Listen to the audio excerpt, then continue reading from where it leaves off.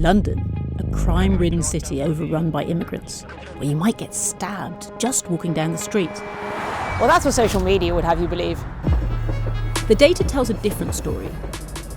The number of people hospitalised for assault by a sharp object, like a stabbing, has actually been in decline for years, reaching its lowest level in a decade in 2024. While London does have some problems, phone snatching being one of them, it remains one of the safest cities in the world. Its homicide rate is lower than Paris, Berlin, and almost all big American cities. But London's imagined lawlessness has become a meme, with viral videos often depicting the capital as a stabby wasteland. To understand why the online narrative diverges so far from reality, The Economist scraped all posts on X linking London to violent crime between 2020 and 2025. And last year there were twice as many posts than the average of the previous 5 years. We estimate that only 20% of these posts came from bots. The most influential posts actually came from people right here in Britain.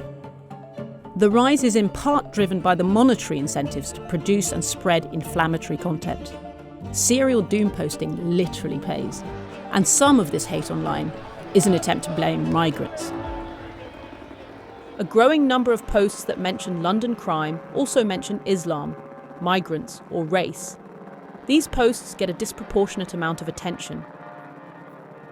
Posts mentioning Londonistan, a phrase used in right-wing circles to lament the supposed Islamification of the capital, have quadrupled since 2020.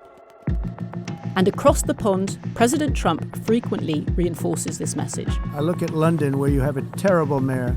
Often targeting Sir Sadiq Khan, London's mayor, to signal to his supporters that an Asian Muslim man can't be trusted to run a city like London. Now they want to go to Sharia law. Both the immigration and their suicidal energy ideas will be the death of Western Europe.